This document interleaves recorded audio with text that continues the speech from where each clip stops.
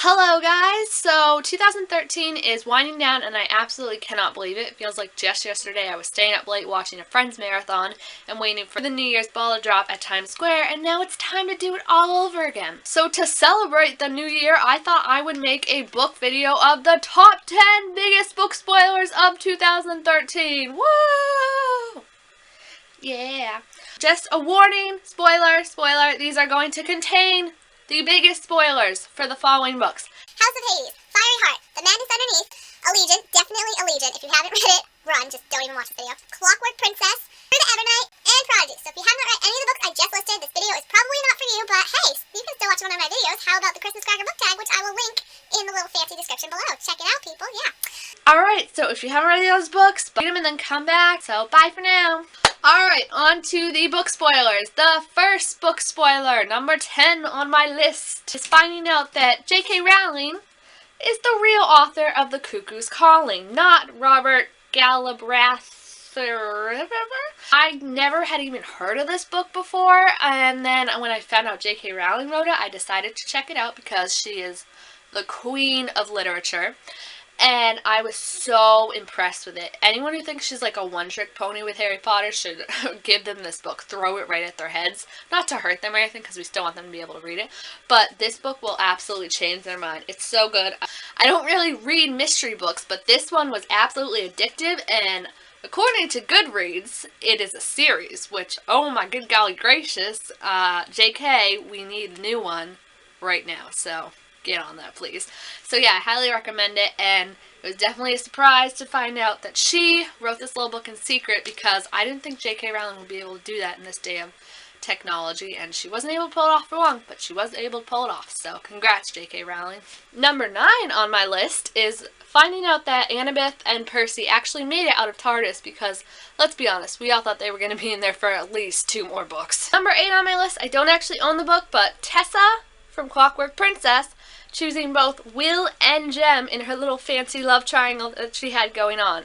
I didn't actually read Clockwork Princess, but I read the epilogue, and it was such an original and creative ending. I mean, Cassandra Clare had been teasing for a while that none of us were going to guess the ending to the love triangle, but never in a million years would I have guessed that. It's just so original and inventive, and I really liked it. I think it was a strong ending, and I think a lot of people were pleased with it, because it's really, how do you manage to please both sides of a love triangle, and Cassandra Clare did it, so applause for her. On to number 8. Number 8 is a two-parter, both from Through the Evernight. In Through the Evernight, we had Liv dying after we got to meet her for like 5 pages. Go Liv. And then Cinder got kidnapped. Oh my gosh, this book was basically full of shockers. Like every page I turned, I was falling out of my chair. I suggest you don't read this at school if you're looking to pick it up, because you will fall out of your chair, and your history teacher will give you a look like, just so many, like, shocking moments. The Arya getting poisoned with the tattoo, or going all like, I don't even know what happened to him, he just like lost all of his emotions when Liv died, and it felt so bad. And then finding out that the blue, the thing they've been looking for this entire time, has literally been like a mile away from them the entire time. That would totally be me if I lived in a dystopian world. Like, I would be like looking for this mythical thing, and then it's like a stone throw away. So Into the Still Blue is probably my top book right now that is coming out next year, and it comes out the end of January, and I'm so excited to see what happens. This book was, again, so heartbreaking. So many shockers, and oh my gosh, Liv dying was just so heartbreaking. I know a lot of people are in denial, and I'm trying to be with them, but I mean, an arrow through your heart is pretty definite. I think they're gonna get Cinder back, though. I'm pretty confident in that. So number 6 comes from The Madness Underneath, which is the second book in the Shades of London series by Maureen Johnson.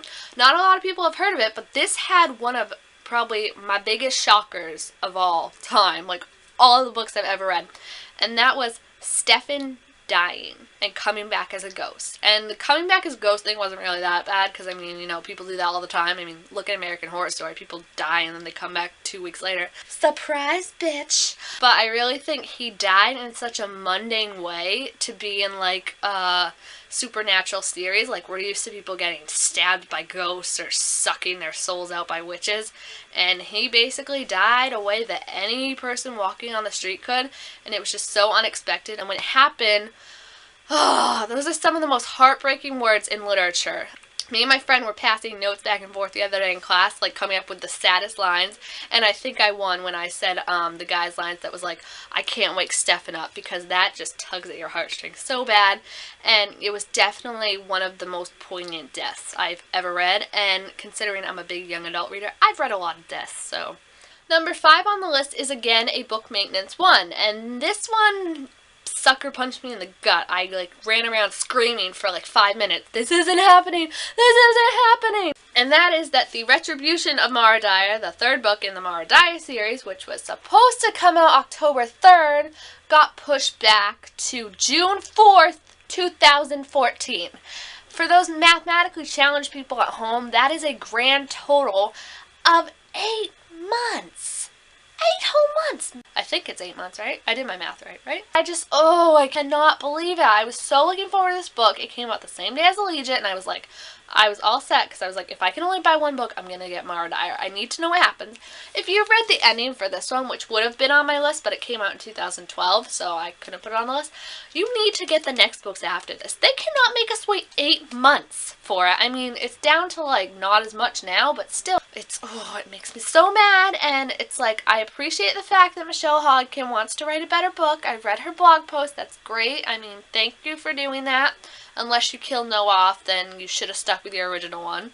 But it's just hard as a fan to know that you left with such a big cliffhanger and now you have to wait even longer for it than you originally thought. Number 4 on the list also comes from House of Hades. And I counted the moment when Nico admitted to having a crush on Percy, because I thought this was a big step in the young adult genre. Because yes, Rick Riordan writes for young adults and for parents. I consider him like a Harry Potter. He writes for all ages, but it is specifically children. So there are, let's say, 6th, 7th, 8th graders reading this. And to put a gay character in here, I just wanted to applaud him so much, because it's such a step forward. I don't think I had a gay character in any of my books until probably 9th or 10th grade. Dumbledore was apparently gay, but I never really got that. I don't know why some people are I saw it coming all along. It's what? Where did you see that coming from? But this was definitely, you can't dispute it. He admits that he had a crush on Percy. I felt so bad for Nico when everyone thought he was jealous of Percy for being with Annabeth, and that's why he didn't really like Annabeth. But no, he's jealous of Annabeth for being with Percy, and I just feel so bad because Percy is so ignorant and he can't ever tell him. But definitely applause to Rick Riordan for this. This was great, and I cannot wait for Blood of Olympus. That will probably be number 1 on my book shocker list next year, so stay tuned. Alright, we are down to the final 3. The 3rd biggest book shocker of 2013 for me was from Fiery Heart. Dun dun dun. Sydney gets sent to re-education camp. Oh no. It's been at the back of, I think, every reader's mind since book 1 when we learned about re-education and Keith got sent there. And I kind of always knew that this was going to happen when Rochelle Mead said that it is the worst cliffhanger she has written since Dimitri turned Sturgio.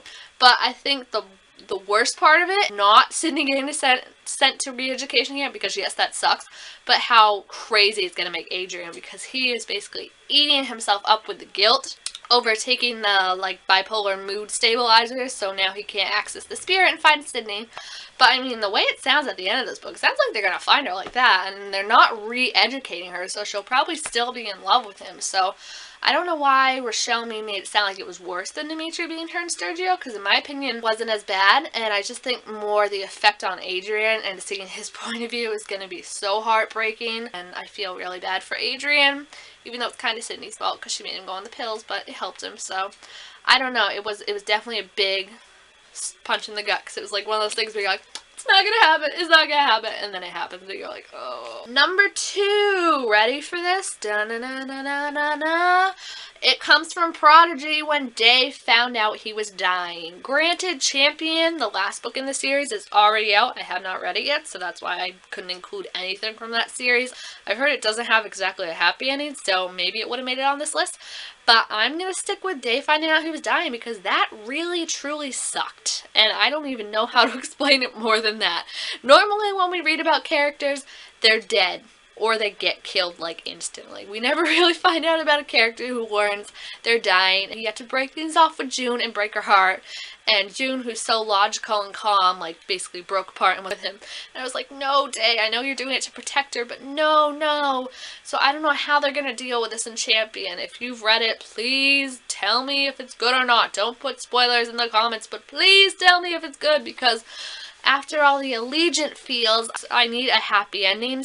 But going back to Day dying, it was so sad. I never saw it coming. I thought that he was just lucky and managed to escape. Now it turns out that they might have let him escape because they're like, he's gonna die anyway, so just let him go.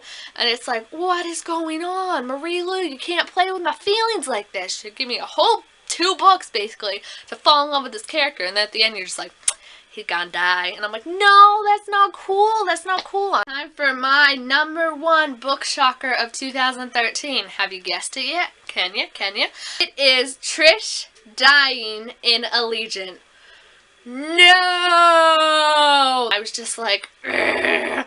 I found out online what was going to happen because silly me was like, I need to read these spoilers just to see what happens. Do Four and Trish have like 5 kids and name them all numbers? Because that would be adorable. So then I click on one and Trish dies. I was like, what? What? And how does she die in some noble, grand way? No, she thinks to sacrifice herself again. And I was just like, didn't we have this whole conversation in Insurgent that you are 16 and you don't need to sacrifice yourself? Katniss didn't sacrifice herself. Percy Jackson didn't sacrifice himself. The list seriously goes on and on. I think that that would have been better for Trish. And I realized she was doing it to protect Caleb, apparently, but really I think it would have been so much better if Caleb had sacrificed himself, because it would have been like his cool little redeeming moment. Like, I just felt like there was no point to it, but it is still heartbreaking. So those are my top 10 book spoilers of 2013, but now I want to hear yours. Put them in the comments, make your own video. Tell me if you agree with what I did, if there are ones that you feel like I missed. I tried to stick with ones that like I read and I think a lot of people have read. Make your own video, like I said, if you want, because I'm so interested in seeing that. And even though it's still a few weeks away, I hope you guys all have a nice holiday, and I hope you enjoy the end of 2013, and we have so many books to look forward to in 2014. Literally, 2014 is going to rock book-wise. So, alright, thank you for watching. Don't forget to like, comment, and subscribe. It'll make my day. And if you subscribe, you may or may not get a free unicorn. But probably not. Alright, thank you for watching. Bye!